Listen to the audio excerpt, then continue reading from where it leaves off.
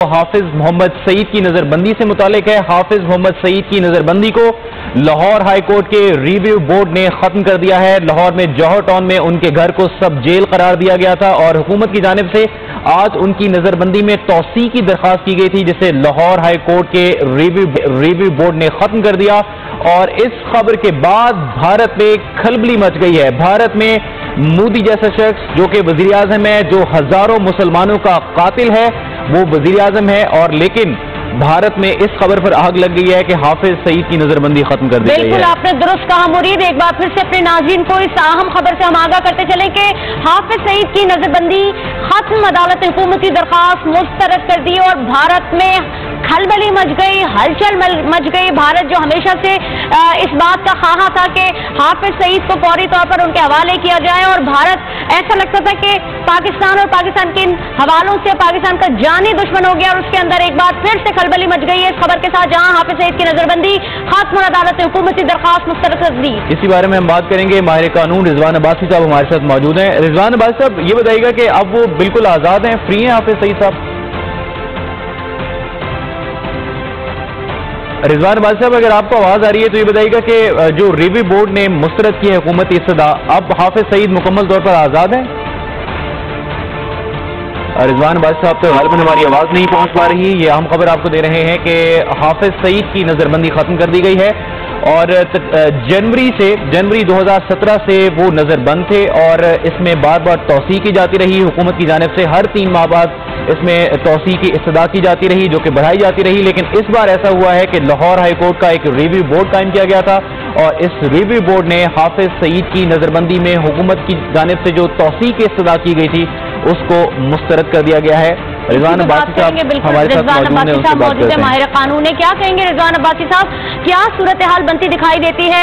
हाफिज सईद के हवाले से अगर बात की जाए, उनकी नजरबंदी खत्म हो गई है, अदालत ने हुकूमती दरख्वास्त मुस्तरद कर दी है। एक दफा हम एज ए माहिर कानून आपसे जानना चाहेंगे, इसको थोड़ा सा हमारे नाज़रीन को आसान करके बताइएगा। उनकी कॉल गालिबन ड्रॉप हो गई है। रिजवान अब्बासी साहब से हम राब्ता करने की कोशिश कर रहे हैं। और खबर के बाद भारत के हवाले से बात करें कि जब ये खबर आई, जब भारत ने सुना और भारत में खलबली मच गई है। भारत का मीडिया जो कि बार बार अब उसमें जो टॉक ऑफ द टाउन है वो ये खबर है कि हाफिज सईद को जो है आज़ाद कर दिया गया। हालांकि ये अदालत का फैसला है, जैसे उनके मुल्क में अदालत के फैसले होते हैं, हमारे मुल्क में हमारी अदालतें आज़ाद हैं।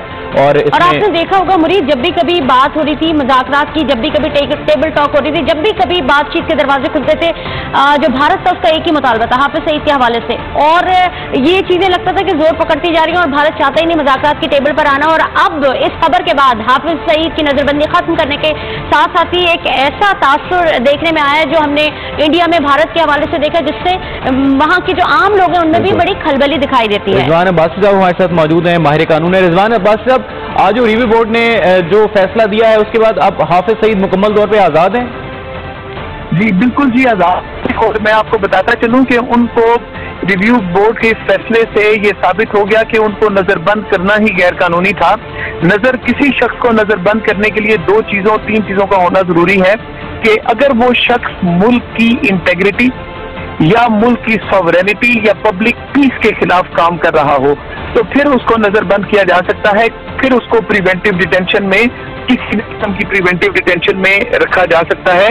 और कौन नहीं जानता कि हाफिज सईद साहब पाकिस्तान के सबसे बड़े वकील हैं, पाकिस्तान के सबसे बड़े दाई हैं, और जिस तरीके से हाफिज सईद साहब इंडिया का मकरू बेनकाब करते हैं, पाकिस्तान में और किसी की इतनी जुर्रत नहीं है कि इतनी दस्ती से इंडिया के खिलाफ बोले और इंडिया के जो घनामने अज़ाइम हैं उनको बेनकाब करें। और आप अभी बिल्कुल दुरुस्त फरमा रहे थे कि इंडिया में खलबली मच गई, और इंडिया में इस बात पे बिल्कुल खलबली नहीं मचती कि एक आदमी जो कि क्रिमिनल था और जिसका अमेरिका में जो है टॉप क्रिमिनल्स की लिस्ट में उसका नाम था और अमेरिका में एंट्री बैन थी, वहां के लोगों ने, और उसमें इसके अलावा कोई क्वालिटी नहीं थी कि वो मुसलमानों का कातिल है और गुजरात की मुसलमानों का कातिल है, उसको उन्होंने इलेक्ट प्राइम मिनिस्टर बना दिया।